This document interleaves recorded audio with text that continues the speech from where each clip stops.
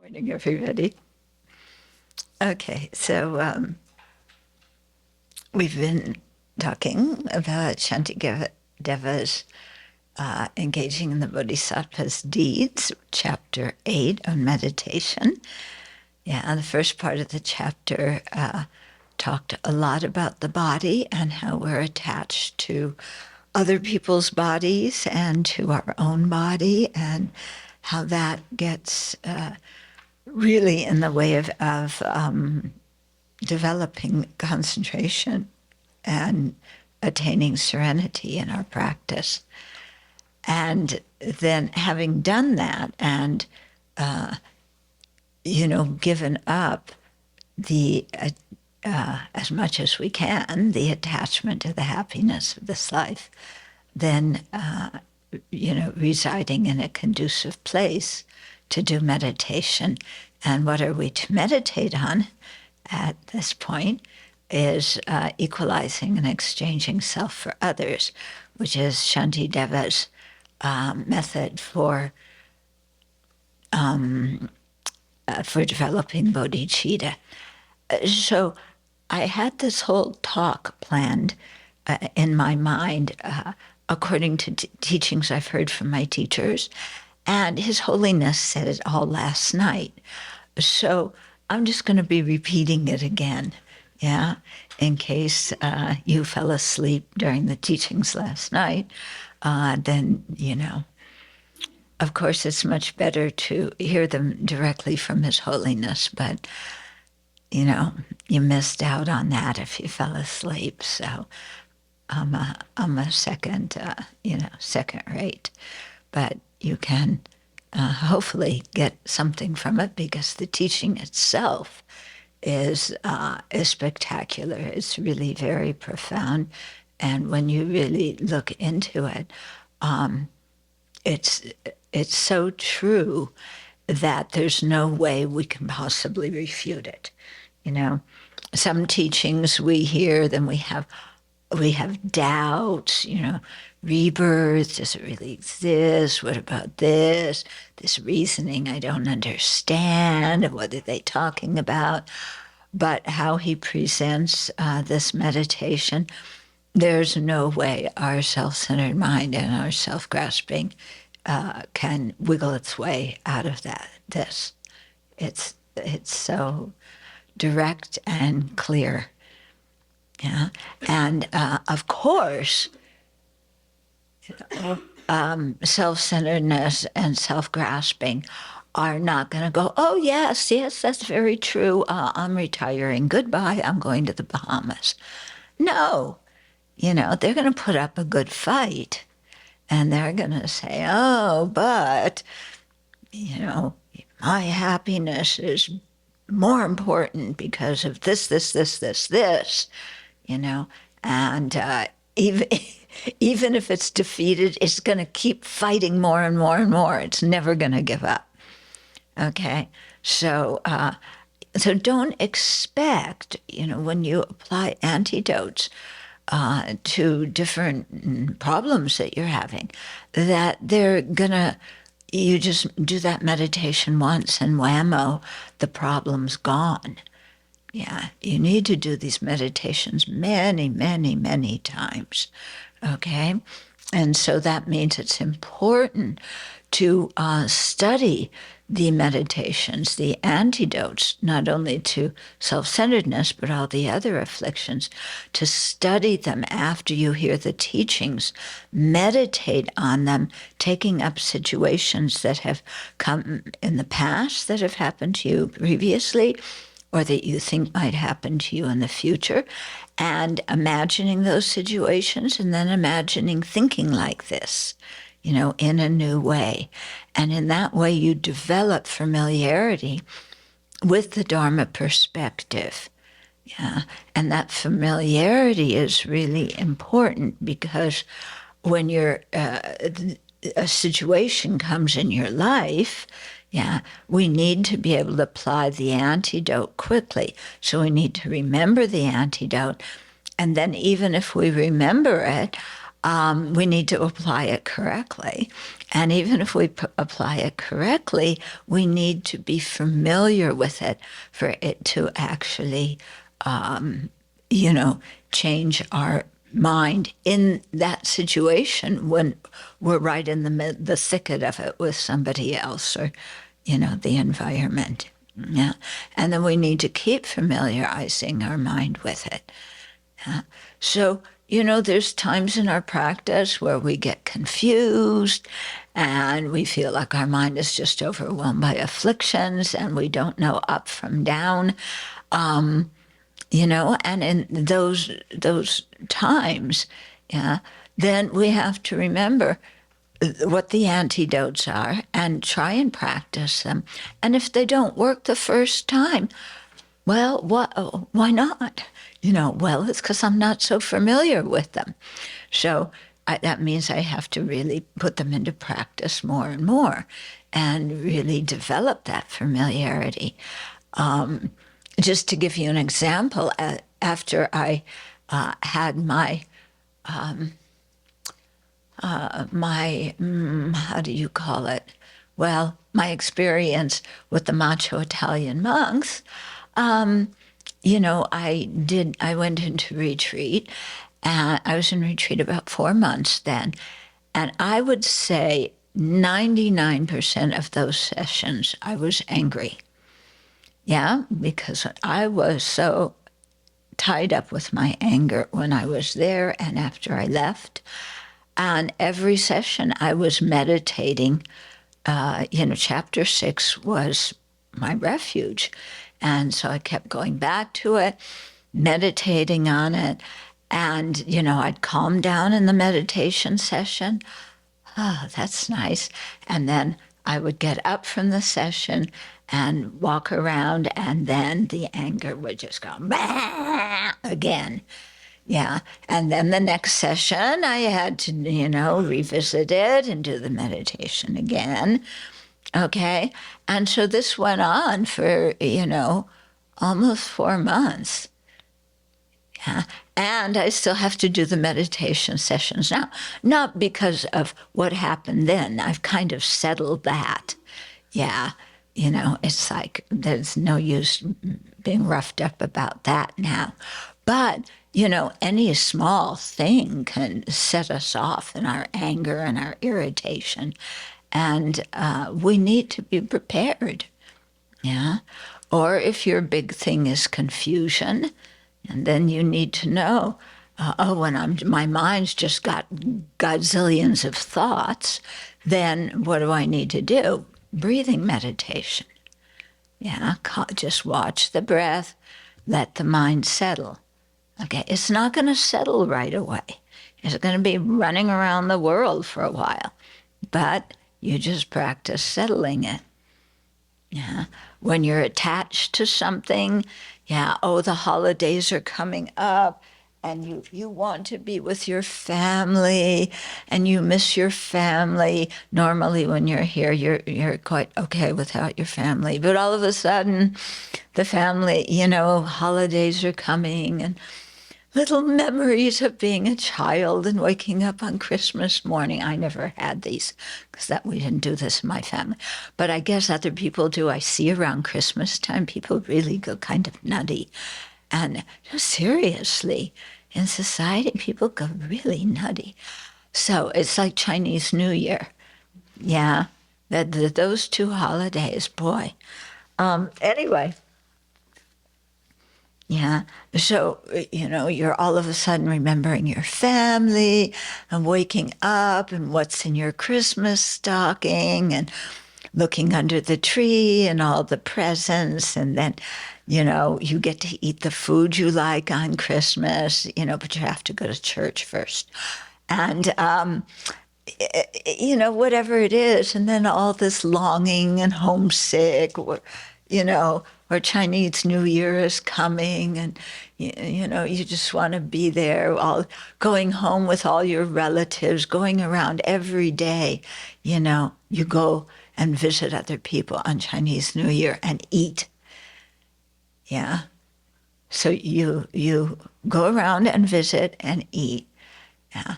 It's supposed to be the first 2 days, but the holiday's actually 15 days.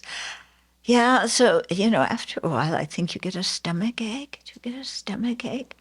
No, you don't. Yeah, you're smart. Yeah, and you get to eat special food. We got special Singaporean food one day on Chinese New Year.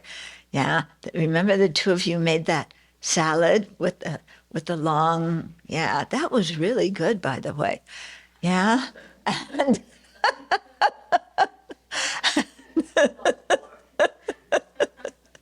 yeah. So, dreaming of, the Chinese salad with the really long pieces, that indicates long life. Yeah. And it takes you a long time to chew it because as half of it's out of your mouth while you're trying to get the whole long piece in your mouth. And of course, that's when people take pictures of you, you know. Yeah, I don't, there's many pictures of me in Singapore, always with noodles hanging. Yeah, but we get attached to these kinds of things and a feeling of home and warmth. It's so artificial. We live in the middle of samsara where everything's unpredictable. And we look at those holidays as, some source of security. Yeah, it's quite interesting. So,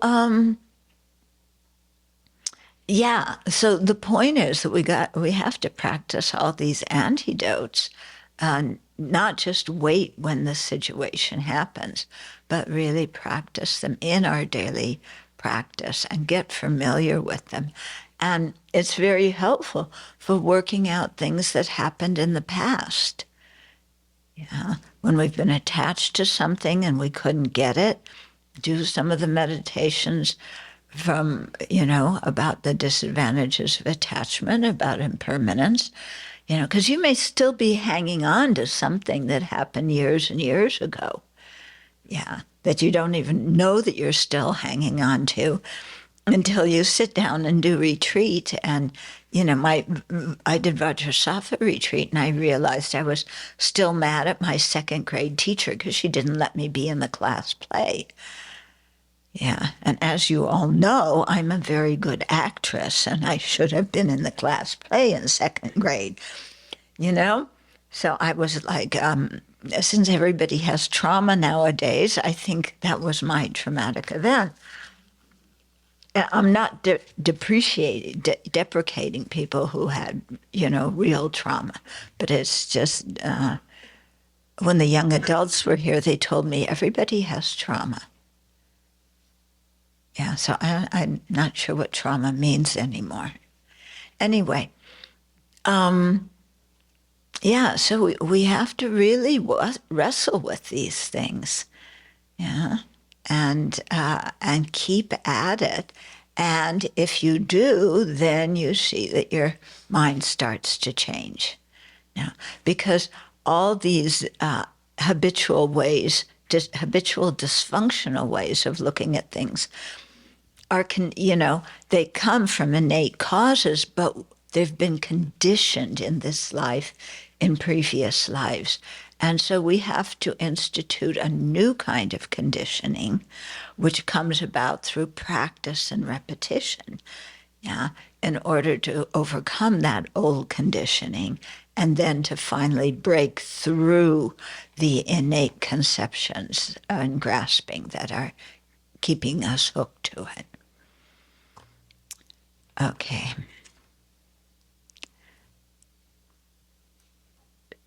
So that was the introduction.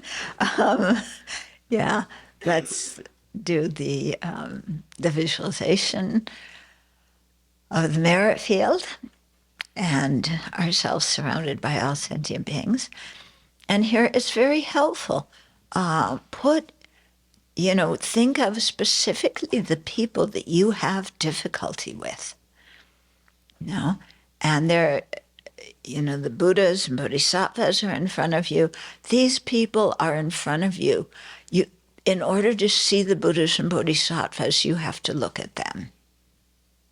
Because they're who the Buddhas and Bodhisattvas cherish more than themselves. So we can't ignore and block out the people that we don't get along with or don't approve of or don't like. Yeah. So to see the Buddhas and Bodhisattvas, we have to see those people, and we have to open our hearts towards them.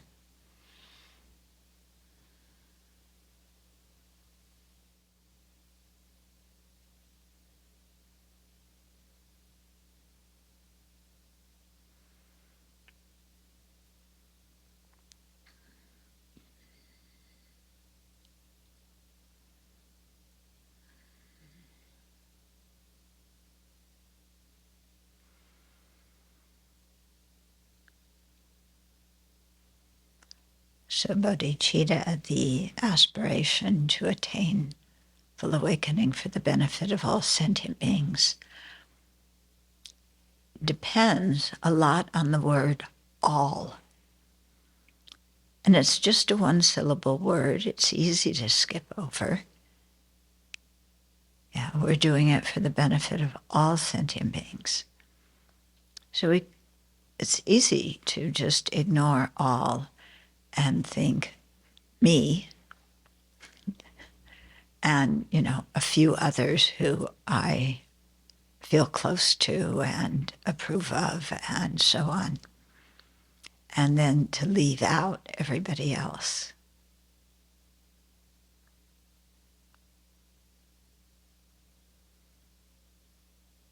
Very easy for that to happen. And very easy, to get more and more people, more and more sentient beings into our field of all. And then anger arises and we kick a few out. All get enlightened, but not for the benefit of those sentient beings. They are evil, they are despicable. Yeah, I have love and compassion for others, but definitely not those. In which case, there is no bodhicitta.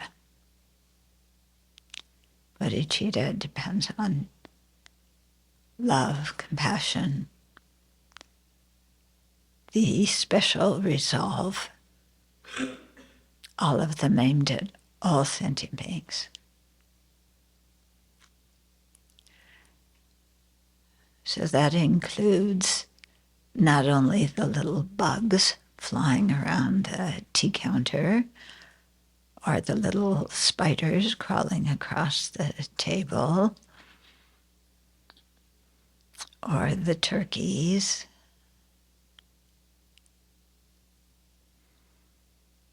It also includes sentient beings in other universes who we don't know, sentient beings in other realms of existence, who may be the people we were close to, reborn in those realms.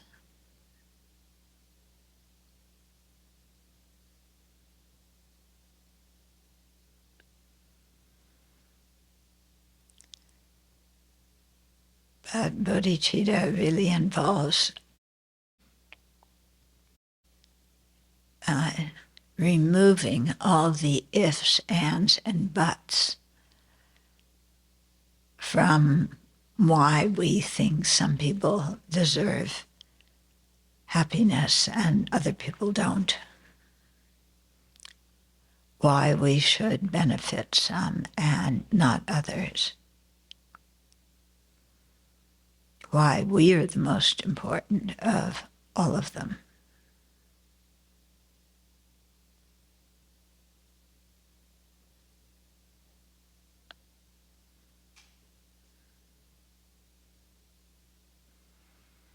So there's some very deeply rooted grasping and assumptions and preconceptions that we have to notice and then acknowledge truthfully and then work to overcome.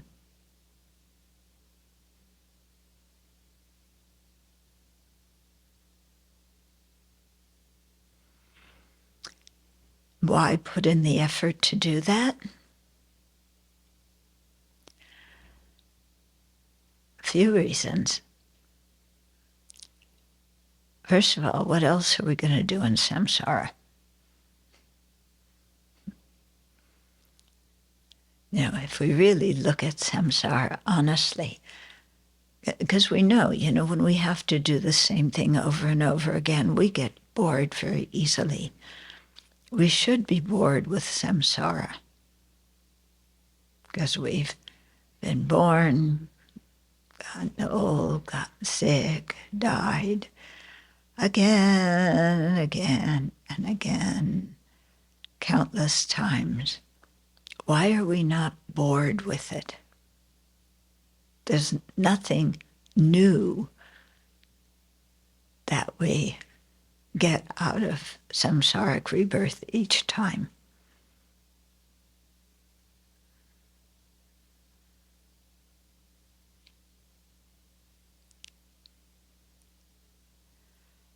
So having done everything else in an effort to be happy, and none of those methods we tried really worked, we should give the Buddha's teachings a try, don't you think? Because we can see the example of people who have practiced them and attained the result. And those people are much more admirable and much happier than the people who've been going round and around in samsara beginninglessly.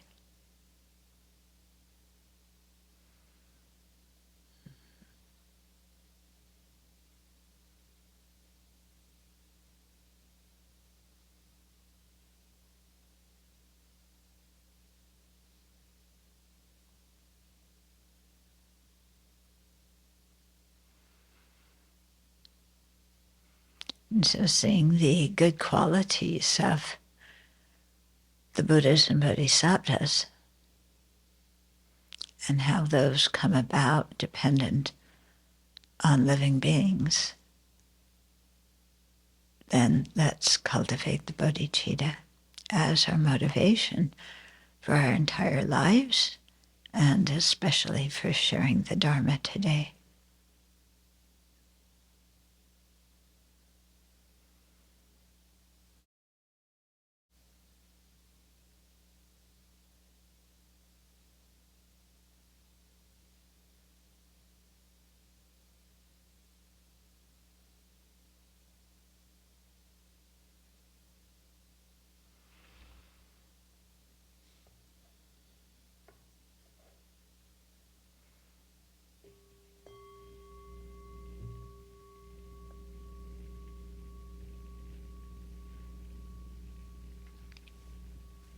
It's strange, isn't it, that we don't get bored with samsara?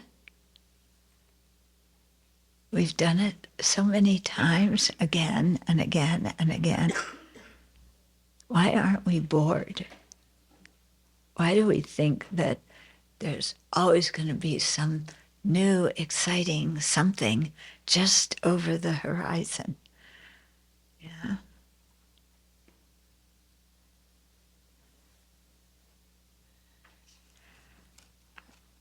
Okay, so we've been talking about the meditation on equalizing and exchanging self with others. So we remember there's 3 subheadings in it. Yeah, the 3 reasons based on conventional truth from the viewpoint of others, 3 reasons based on conventional truth from the viewpoint of ourselves, and then 3 reasons based on the ultimate perspective. So we finished talking about the 3 reasons based on conventional truth from the viewpoint of others. That all sentient beings want happiness, that it isn't right to help some beggars. Actually, everybody's a beggar, if you think about it. It's not right to help some beggars and ignore others, and it's not right to help some patients who are suffering and ignore others. Yeah. When I say, they say beggars and patients, and we look, oh, I'm not a beggar. Yeah, but good to help all the beggars. And I'm not a patient, but, I can try and help the patients. But when you look at it from a samsaric perspective, as samsaric beings, we are all begging for happiness, aren't we? Our whole lives are devoted to going around looking for happiness, begging for happiness, thinking somebody or something will give us happiness. Please, give me this. I want to be happy. And we're all patients in one way or another, suffering from the 84,000 afflictions, saying, oh, my anger is killing me today. Oh, instead you don't say, oh, my arthritis is killing me. My anger is killing me. Yeah, your anger is actually much more deadly than the arthritis. Yeah. My attachment is just, it hurts so much. But we usually say it's our little toe. But really, when we're miserable, if we look at it so often, it's just plain old attachment, isn't it? We want something and we're not getting it. And often we don't know what it is we even want. We just feel like depressed and miserable. Something's missing in my life. I'm discontent. I'm dissatisfied. I'm wanting something to happen that will change it all and make it better. And we're not really aware that it's actually craving and attachment that lies behind all of that dissatisfaction. Yeah. And that the problem with dissatisfaction isn't the lack of whatever object we want. It isn't the not getting of the object. It's the craving and attachment themselves that are the painful aspect of the whole thing. Because we can see, again, so easily from our own experience, at one point in our life, we may crave this and want this. This is the source of my happiness, and I really want it. And at another point in our life, we're not interested in the least in attaining that. Yeah. So we can see from that example, it's not coming from having the object or lacking the object. It's coming from the mind. Yeah. When you're 6 years old, what are you miserable about not getting? Yeah. Chocolate cake. Legos. A bike. A bike. Yeah. What? Roller skates. Yeah. And you're really wanting all of those things and you don't have them. And the kids who live in the other homes around you have them and you don't. And you really want them. Yeah. When you're 6 years old, do you care about a corner office? No. Okay. When you're 36 years old, yeah, do you still want Legos and a tricycle? Well, you're a little kind of slow. But, Legos are no longer interesting. Tricycle isn't so interesting. Roller skates, not the kind you had when you're a kid. You don't want those. Yeah. Chocolate, still tastes good, but you've moved up. You want, cognac now. Chocolate isn't good enough. So, yeah, but you want the corner office, and you're not getting the corner office. So the things that you craved when you were 6 years old now are quite boring.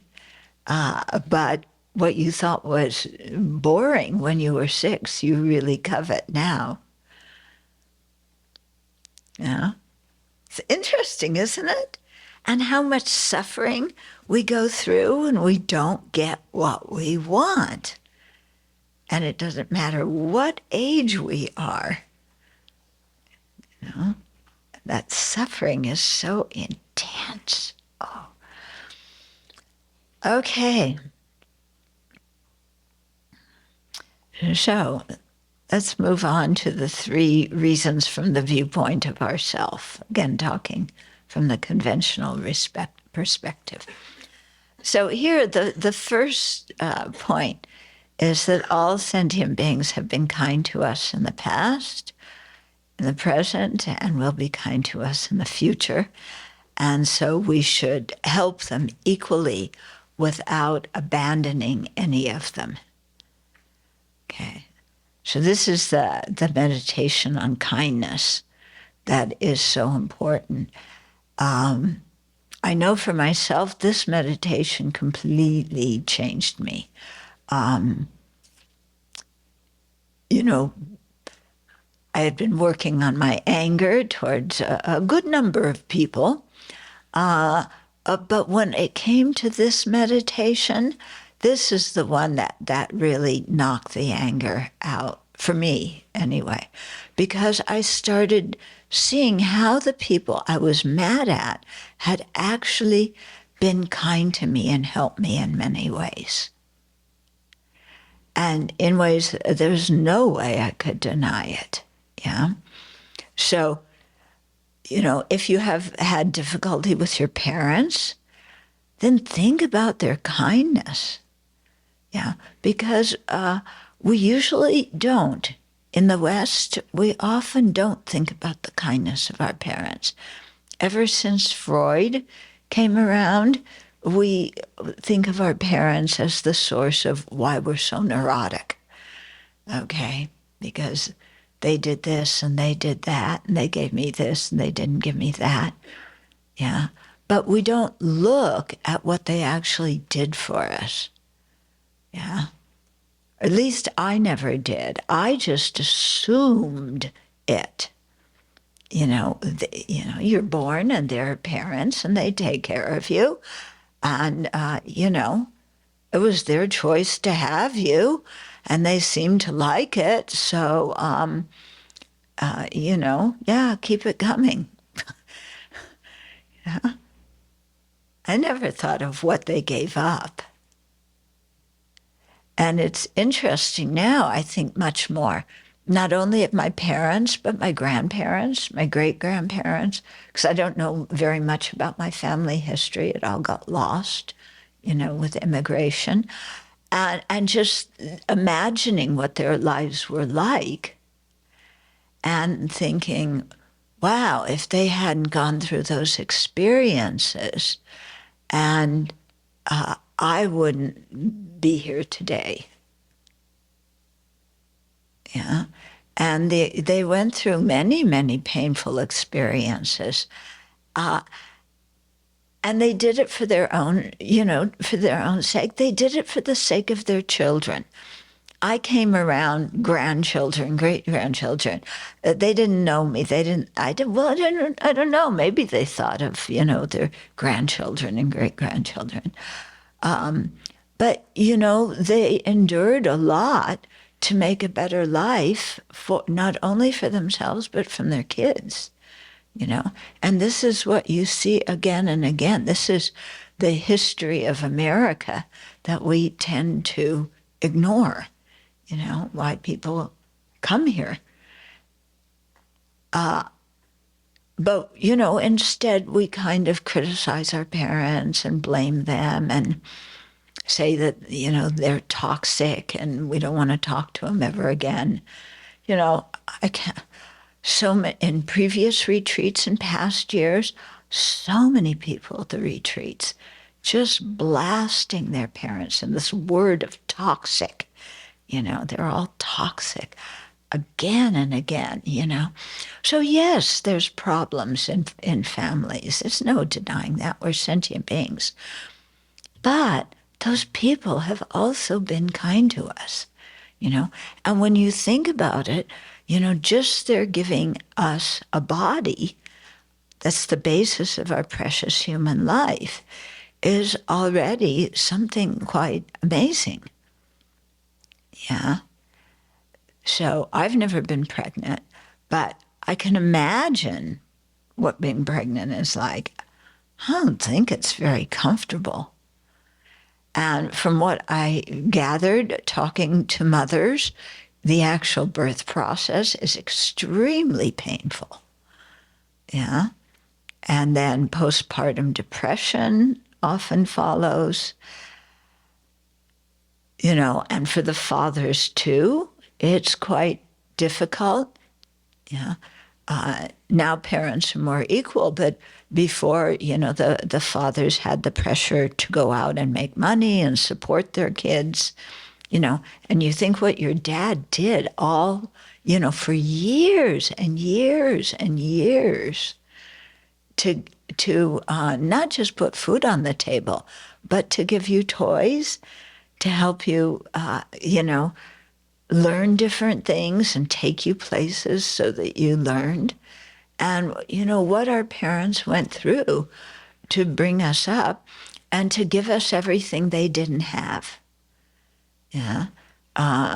Because my generation, our parents grew up in the Depression.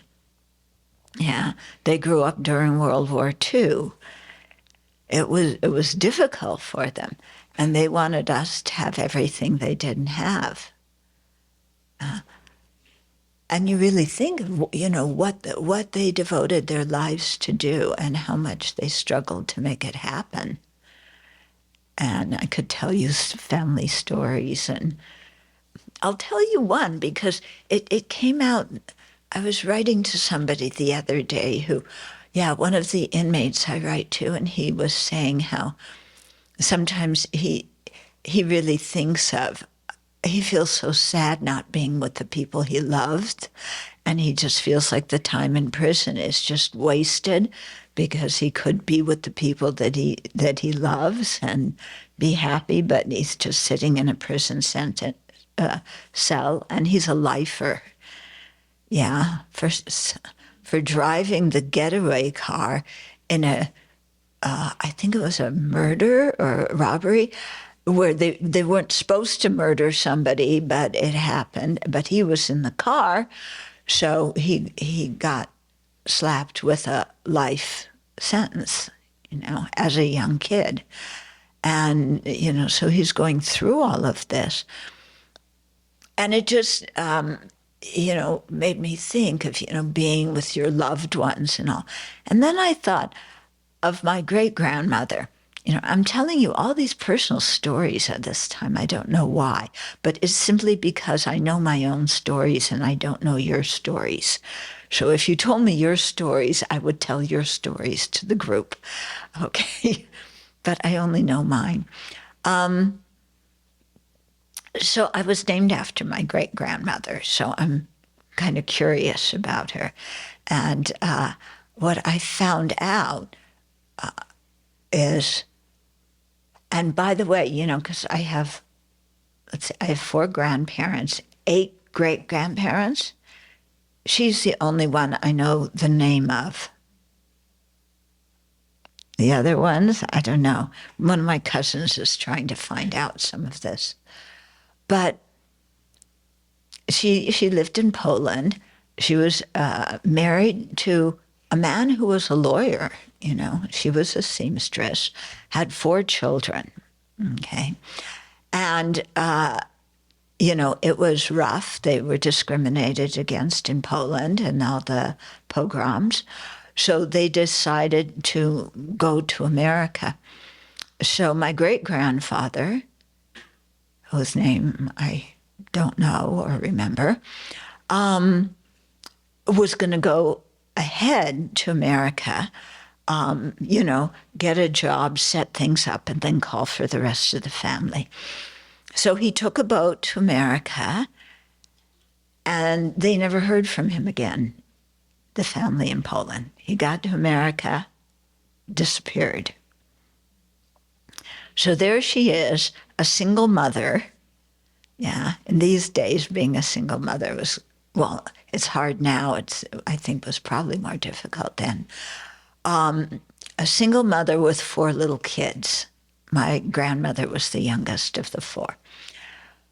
So she worked as a seamstress for a long time to get the money, and then she took the 4 kids on a boat over to America.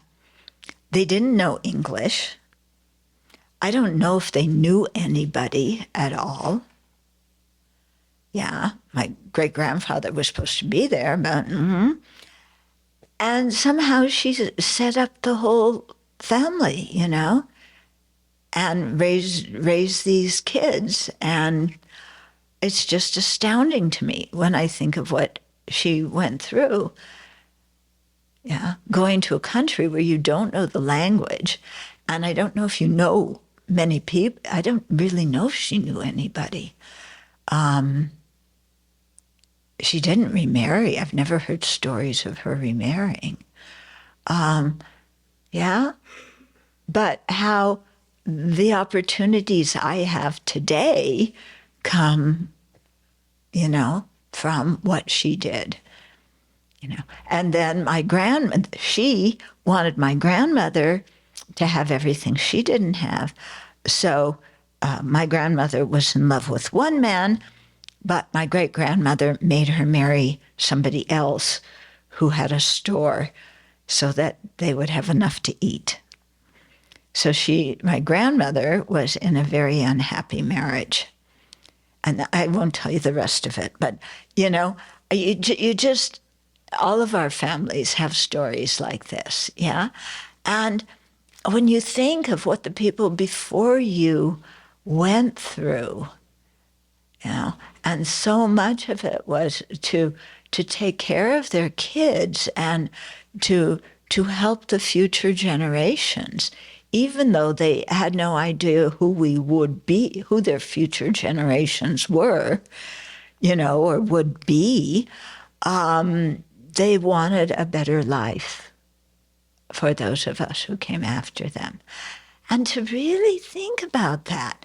And, when you do, then, at least for me, any anger that I had for, the dysfunction of the family and and them not accepting me the way I was and on.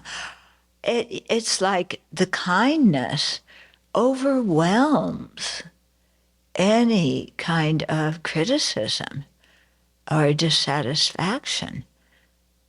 Yeah.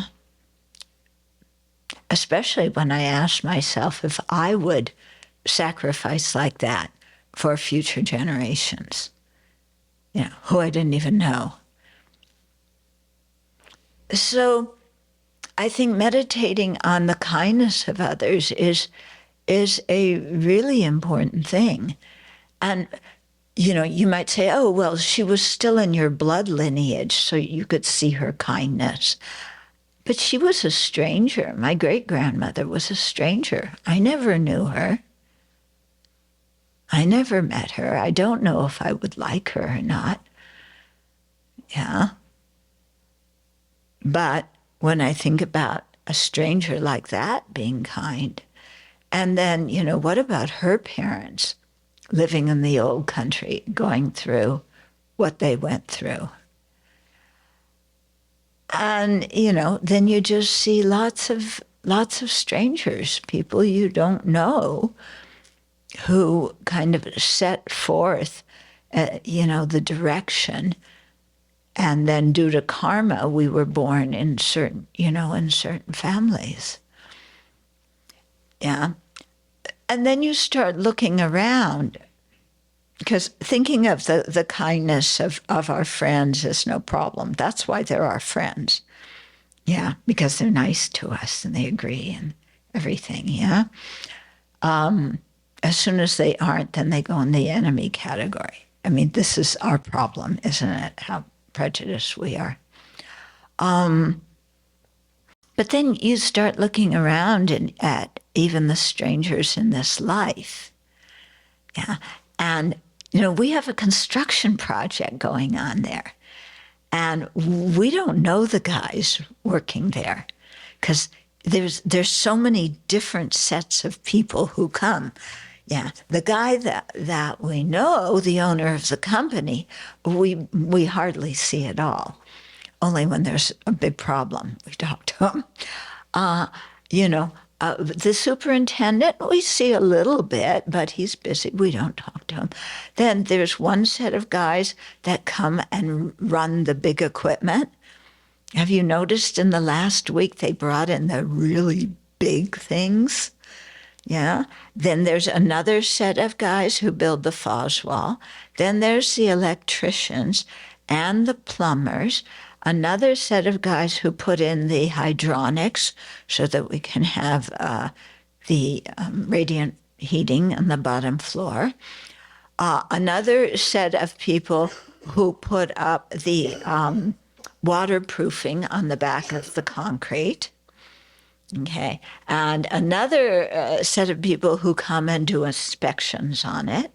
And then the guy in the home office, who we actually have met, who orders all the materials. And then these people who drive the materials up and get their huge trucks through the S-curve. Yeah, coming up here. And you should see it sometimes when they're driving these really big trucks. I mean, I don't know how they get the truck up, and they can only get it to down in front of Chenrezig, and then somebody else has to come with a forklift and get it from Chenrezig up the hill to where the building site is. And we don't know any of these people. Yeah. Sometimes, when there's the chance, I stop and talk to them and thank them. But many days they're just out there working. And, it doesn't, I've really learned something about construction schedules. First of all, they're chaotic. You never know really what's happening at any time. They often decide that morning. But they have a schedule of you work 4 10-hour days and then you have 3 days off. At least this company does, our contractor. They keep those 3 days off and work those for Monday through Thursday and keep Friday, Saturday, and Sunday off, regardless of the weather. Okay. The way I would do it is, my idea, because I always have many ideas about how people can improve what they're doing, is if there's a good weather forecast for Saturday, Sunday, Friday, Saturday, and Sunday, work those days, because the weather is okay. And then if it's going to snow on Monday, you take that day off. Yeah, take Monday, Tuesday, and Wednesday off. Because you worked Friday, Saturday, Sunday because the weather was good. Or, you work longer hours in the summer, so in the winter you don't have to be out there. No, that's not the way you do it. My idea flunked. Yeah. I mean, I have such good ideas and people really don't appreciate them. So, they do it. And you saw last week, or a couple of weeks ago, that the weather was good on Friday, Saturday, Sunday, and they took those days off. And it snowed Monday morning, and they were here working in the snow. Okay? And they don't know us. Now, we could say, well, they're getting paid. You know, they're not doing it because they really care about us. They're doing it to make some money. Actually, the bottom line is not their motivation. The bottom line is that we benefit from what they do. Yeah, they don't have to be thinking of, oh, you know, I'm building this Buddha hall for Venerable Semke and Venerable Chodron and Venerable Chuni and, you know, Venerable Rinchen and for Maitri and Karuna. Oh, no, they can't come in there. I'm building it for, Dronsel. And, they don't think that. Yeah, but all of us benefit from what they're doing. Yeah, all of us benefit. And you know what I found is when I say thank you to them, which I try and do as much as possible, they're happy to receive a thank you. And they say, oh, most of them say, oh, no problem. No problem. I'm watching what you're doing. Oh my God, it's hard. Yeah.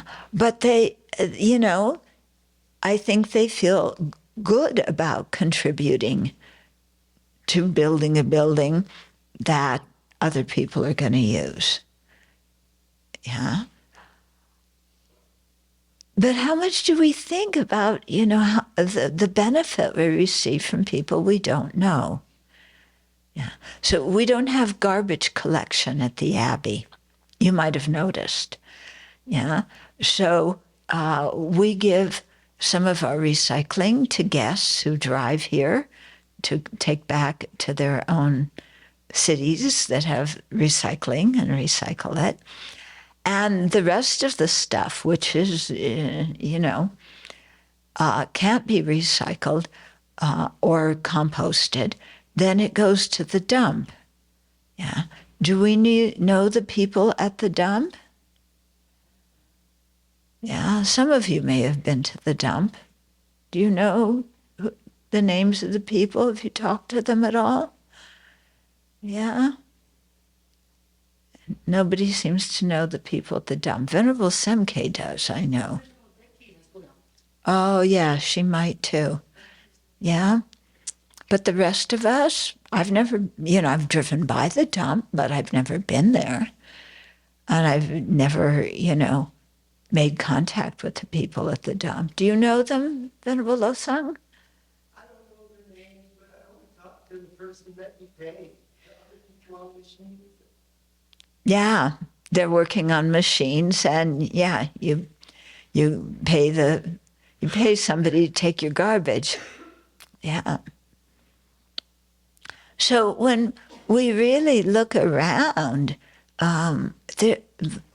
we use so many things, we have so many things, and yet we don't know the people whose life energy, their life energy, is put into making these things, that we just come along and buy, and when we get tired or there's a newer model, we throw away without really thinking of how many people lay behind every single object we have, And, also to think of how many people we have learned from in our lives. Yeah, school teachers. In America now, there's a dearth of school teachers. People are moaning about, oh, why don't the teachers come back to work? Why don't you look at the way teachers are treated in this country? Yeah. Teachers are treated horribly. terribly in this country, not just by the students. You know, it starts when you're little and you all drop your rulers at 10 o'clock. Remember that? I think that's what we did in the old days. I think now they probably turn on their phones at 10 o'clock with loud sounds, and you know, I don't know. But anyway, yeah, people, I mean, the teachers are given incredible work to do. It used to be teaching the kids and looking after their health and talking to the parents, you know, and being a referee at when they fight with each other, you know. Now, yeah, the teachers are told either to wear masks or not wear masks, yeah, and they have no choice, or that many of school districts are saying to the teachers, you cannot wear masks, yeah. We want our children to, the kids aren't wearing masks, the teachers aren't wearing masks. So you go in every day, you are risking your life to teach those kids. Because some kid could walk in with COVID and you contact it like that. Yeah. Do people think of what, you know, of the teachers and their health? The same thing happens in the healthcare profession, you know, just expecting doctors and nurses to, you know, do what the client, you know, what the patients want without even thinking of what they give up, especially during the pandemic. Yeah. I mean, at the beginning of the pandemic, do you remember people in Italy would gather on the balconies and clang pots and pans to say thank you for when the shift changes and the healthcare workers were going home and the new ones were coming, and they really appreciated them. Now, I don't know in Europe, but here in the States, healthcare workers, you make us wear masks. You're taking away our freedom. We don't want to wear these things. We don't want to get vaccinated. You know, you should treat us even if we get sick, if we don't have the vaccine, even if we didn't wear a mask. You know, you're our servants. It's horrible. Yeah. No appreciation for what all these people in healthcare do and the risks they take to take care of us, especially during COVID. Yeah? And we complain instead. Yeah? You had court cases of people who wanted to take, what was it, hydrochloroquine? You know, Trump's medicine for COVID, the horse medicine. Some people wanted to take that. They were hospitalized. They wanted to take hydrochloroquine. Their doctors refused, and they sued the doctors. They took the doctors to court, and the doctors were trying to protect their lives from taking snake medicine. You know, what is it? Snake? Yeah, snake. What? Yeah, snake oil. That one. So, you know. Yeah. Snake oil means false medicine. Yeah. Yeah. It's like what we could make up. You know, it's like in the kitchen. You blend a bunch of stuff together and then you give it a nice label and hope everybody will eat it. Yeah. Except this was actual horse medicine that could make you really sick. Okay, so to really, think of what people have gone through, coming back to the teachers, if you want to teach in a class now, sometimes what the parents want is you to be armed with a gun, so that if there is an active shooting in your classroom, you will kill somebody to defend the kids. They want you, it's not a choice. If you want to teach, you have to. No, I mean, I used to be a teacher. I would quit under those circumstances. I would quit under circumstances of the kids not wearing masks and me not wearing a mask. Yeah. But do we thank the people? Do we appreciate what the people do who, some of them give up their job to follow what what their principles? Other people, sacrifice their principles in order to maintain the job because they need it. Think of all the minorities who stocked the food shelves, who kept the food places, running during the pandemic. And then everybody says, oh, there's such a high death rate among those people. Well, no wonder. They have to go to work to support their families because they're living on the poverty line. And the rich people, buy a second home somewhere else and live there and have everything they want delivered to them. Do we appreciate the people on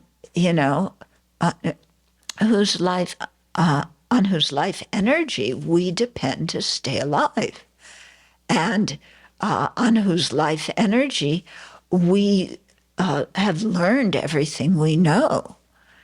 Yeah. If you get a job or you do well in school or you're an expert or you're just skilled in anything, whatever skills we have, yeah, even typing, yeah, I used to not think of the skills truck drivers needed, but boy, to get up those S curves and then to get the tanks for the water tanks up the hill, my goodness, they are really skilled to get those big things up there. But everything we know depends on people teaching us. We didn't come out of the womb knowing what we know now, having the skills that we know now. It doesn't matter if, even if you're a great artist or musician or whatever you are, a great athlete, it's all because other people trained you and they taught you and they encouraged you. Yeah. And so this is what we really need to think about in this meditation. And I'm going on at length about it because when I first learned this, I remember that, we were up in Laudo in the Himalayas, and Zopa Rinpoche was teaching. We were about to do Nune. Yeah. So in this little area where Rinpoche's previous life had meditated, the basic food they have was potatoes. That was it. And Rinpoche was telling the story of, because people in the surrounding area would come and make offerings to him and request prayers and pujas. And as an offering, they would bring potatoes because that's what they had. And he was telling the story of how he, they would put the potatoes down and, he would do the blessing and so on. And then he would think of the lives of these people and what they went through to raise even one potato that they had offered him, because these were, poor people living up high altitude, trying to grow potatoes. If the potato crop failed, there wasn't a choice of other kinds of things to eat. Yeah. And he talked about, just thinking about them going out, planting the potato seeds. No, they don't plant potato seeds. You do put what do you put in the small potatoes, don't you? What? Potato buds, yeah. You cut up potatoes Yeah. So parts of previously used potatoes. Yeah. And they're out there when it's cold. The earth is hard. Yeah. There's no great farm equipment. The ground is uneven. It's all mountainous there. And, they plant the potatoes and they nurture the potatoes and they harvest the potatoes. Potatoes are heavy, yeah. So even to carry them from one place to another, you often wound up with back problems. And especially many of the women, they're carrying potatoes plus babies. Yeah, because that's what you did with babies in those areas, is you carried the baby on your back while you're planting the potatoes. Yeah? And he said he would like to think of their kindness in growing even one potato. And he said it was, the kindness was so strong that it was like he could barely make himself eat the potato, because there was no way, he said, that he could possibly repay the kindness for somebody giving him one potato. Yeah?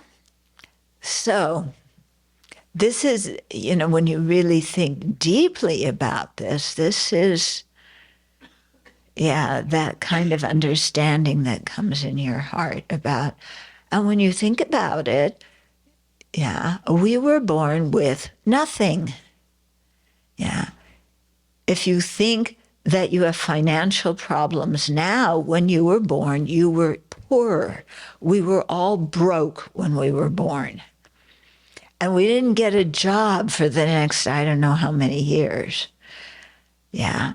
We were completely supported by other people who did everything for us. We couldn't, if we were hot, we couldn't take the blanket off. If we were cold, we couldn't put a sweater on ourselves. We couldn't communicate anything. We could smile and go goo goo. And, that might get us a little, a little treat. Or we could scream our head off in the middle of the night, and that would get us some milk too. Did we ever say thank you? Hey, you woke up at 3:00 in the morning to feed me. And this has been going on for 2 years. You haven't had a good night's sleep for 2 years, sleep deprived for 2 years. And I'm screaming again tonight, 2:30, 3:00, and you're my servant. You come feed me. Yeah. And the person we consider our servant wakes up, sleep deprived, comes into the room, feeds us. It's amazing. And we don't even say thank you afterwards. Yeah, we just fall asleep on them and then wait another few hours and then cry some more because we want more food. And when Rinpoche was talking about the kindness of the mother, he would go into that so much in depth too, especially talking about how mothers brought up the kids in Tibet. They didn't have Gerber's baby food. Yeah. Do they have Gerber's baby food now?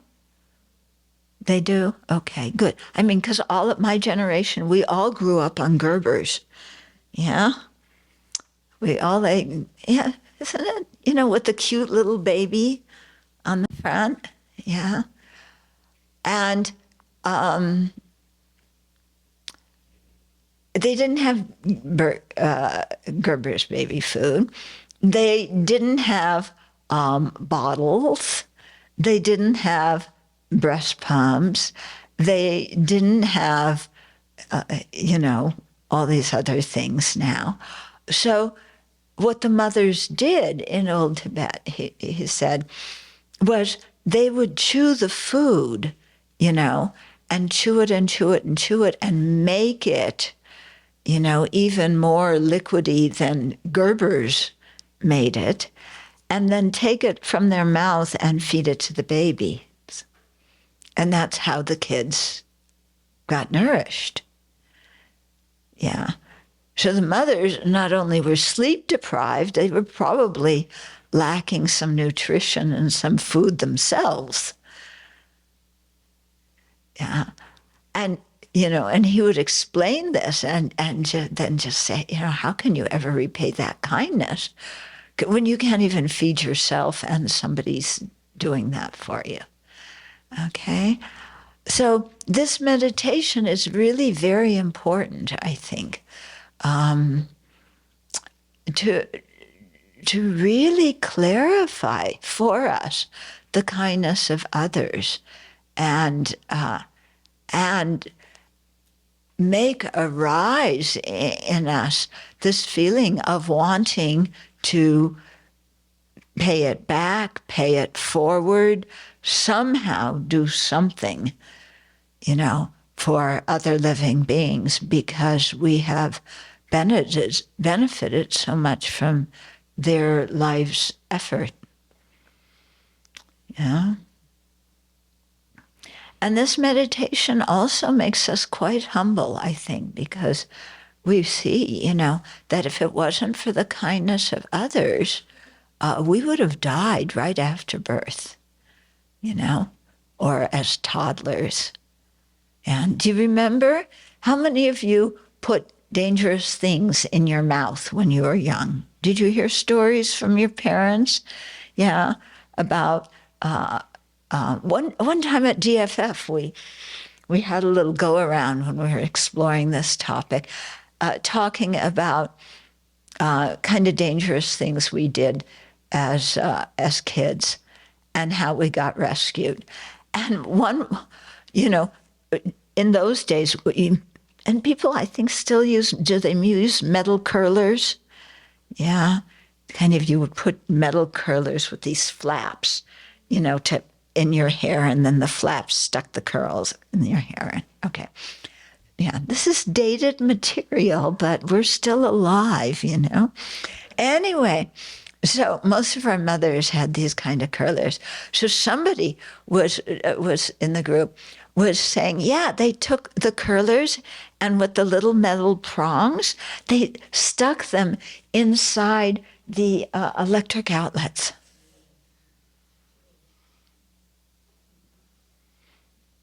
Yeah. And I mean, you could get electrocuted that way, but somebody came along and stopped them as they're like right in front of the electric socket wanting to put a metal inside. Yeah. One person said that what they did is, they were playing as a Sunday morning and their parents were still asleep. And so they made pieces of bread out of newspaper, folded the bread, and made it the size of bread, and then put it in the toaster. Yeah?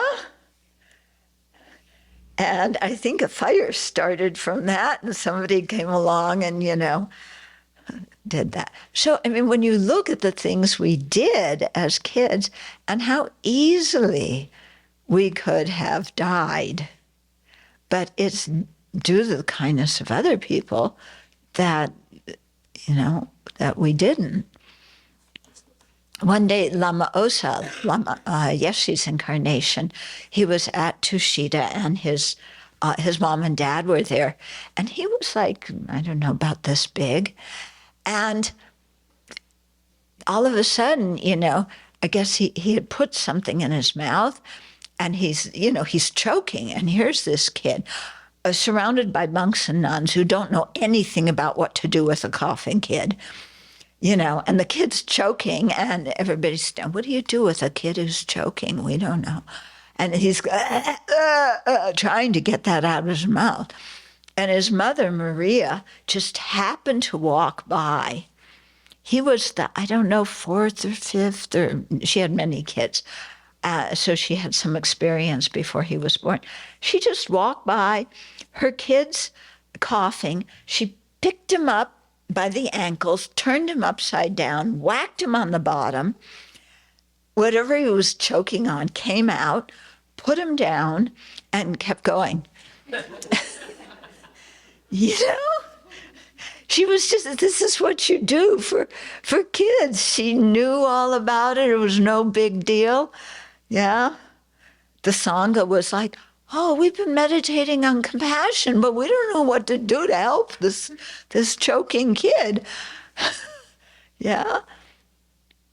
So, when you really think about the number of times we've been in dangerous situations, especially when young, we probably, if we sat down and told stories, I'm sure people here would have some real good ones.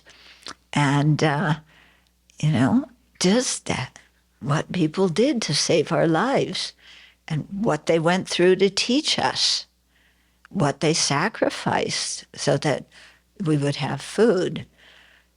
My dad grew up in the Depression, and I asked my grandma, this was my dad's side of the family. The first story was my mother's side. And I asked my grandma about, kind of living through that time, what it was like. And she said, we didn't have much food, so I gave the food to the kids and I told them that I had already eaten when she hadn't, because it was more important that the kids ate than her. Yeah. I mean, these stories, they're so amazing when you think about it. Now, if somebody else is hungry, but I have food,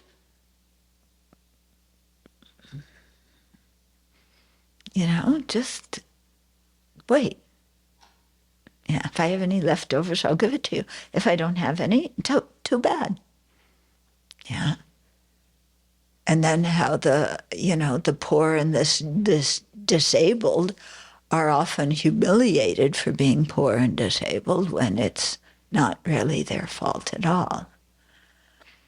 Yeah. So, to see our attitude sometimes, how we block out just this awareness of the kindness we've received, and especially from strangers, okay?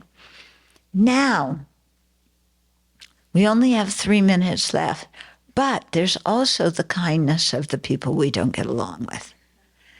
And you're going to go, I don't know those people, or I'm not going to meditate on their kindness. They've harmed me. They've slandered me. They've ruined my reputation. They've rejected me. They've annoyed me. They abandoned me. They've been cruel to me. Yeah, they've played their numbers out on me, not caring about me. I mean, that's how our mind reacts when we think of people we don't get along with. Yeah. And the interesting thing about people we don't get along with is when they have really harmed us, we make a vow to ourselves. I will never benefit them. I will never speak to them again as long as I live. Yeah. We make that vow. Have you ever made that vow towards somebody? I will never speak to them as long as I live. And that vow we keep. Yeah. The precepts we take are negotiable. Marriage vows, very negotiable. But a vow not to speak to somebody for the rest of your life, we keep. Mm-hmm. And yet, at a different time, a different place, a different situation, that person may be the person winding up helping us. And also, even the harm that they have given us has helped us. When I look back at the situations that I have grown the most from, it's all been situations that have been very difficult, where people have harmed me. They harmed me. Oh, I'm innocent. I'm just trying to be a good person. And they're biased, and they don't appreciate, and they're full of afflictions that are their own fault. Why don't they get themselves together and stop tormenting me? Okay. Yeah. Do you have... yeah, some of you I know pretty well. You have those kind of pity parties. And, one way or another, either that, if you don't have a pity party, and cry your way through it, you go out and what do young men do now? They're starting to really tabulate things now. Yeah. Most of the mass shooters are young men. Yeah, I forget the percentage. It was 90-something% of mass shooters are young men. Yeah, so they don't have pity parties.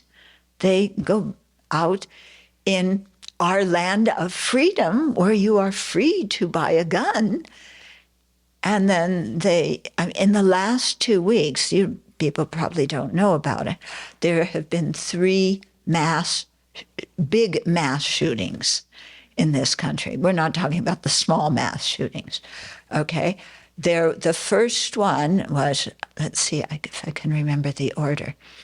The first one was at University of Virginia, where one football player, he was with a class. They had gone to see a play in another place. They were coming back on the bus. There were other football players and other people from the class in the bus. And when they got back to the UVA, before they got off the bus, it seems like, or maybe as they were getting off, he took out a gun and shot up a bunch of people. And 3 other football players were killed. And the pictures of those 3 football players, all minorities, but their pictures were beaming, You could just see the life in them. And, shot up. For what reason? Yeah. It seems like that guy, he didn't care who he killed. He wasn't specifically targeting them. But he just felt, or maybe I can't remember which ones were mocked and which ones weren't. But some people were making fun of him, and he felt frustrated, and yeah. So it traumatized the whole UVA community. Okay, then there was a shoot up at a gay club. Club Q in Colorado, okay? Yes, Colorado, where they love guns, yeah? And, so everybody, all these people are there, the place is full, and some guy comes in and just shoots up the place. And I think it was 6 people killed there and like 20-something people injured. Yeah, they're still looking for a motive. They've charged him with a hate crime, but they still have to, find the reason for it. So that was one. Okay. Then there's actually a 4th one that hit the news.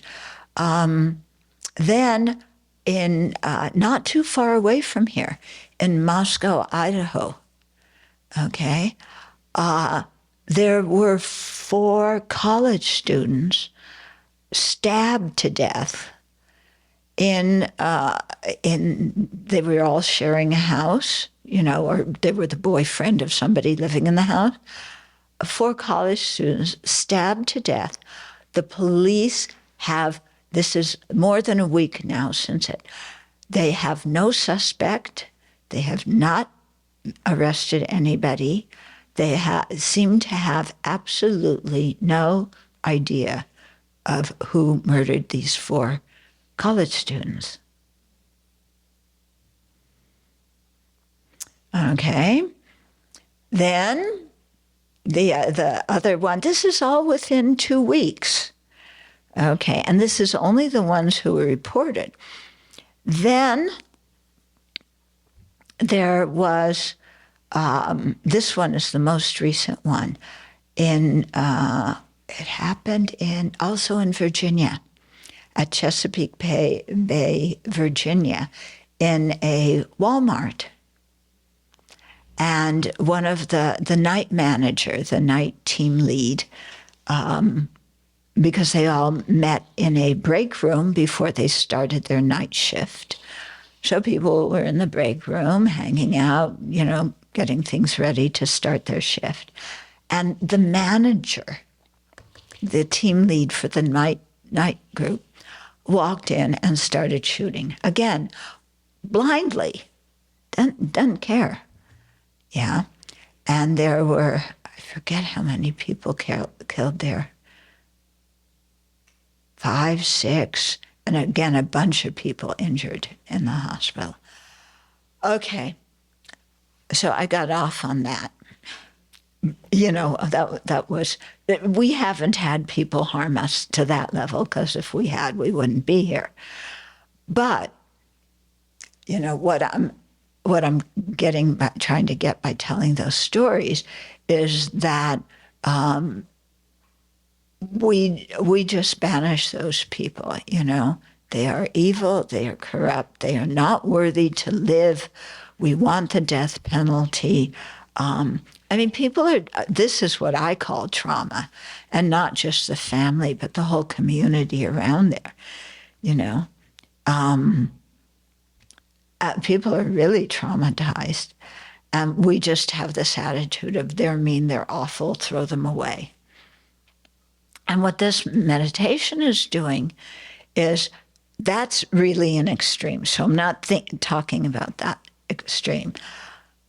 But to think of how the people who do harm us, if we know how to practice, if we know how to manage our mind, these people can actually boost us on the path in a way that the people who are nice to us can't.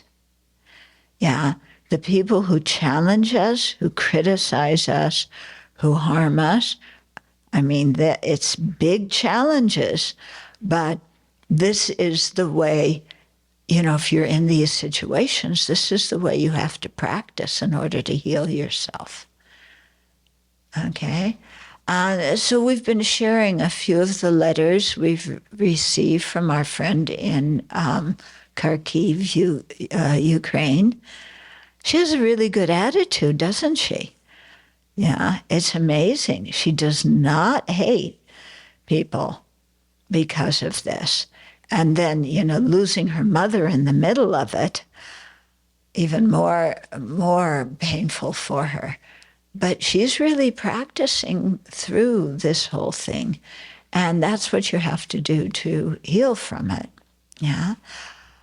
Most of us haven't been in a war zone in Ukraine. We haven't been in a shoot-up.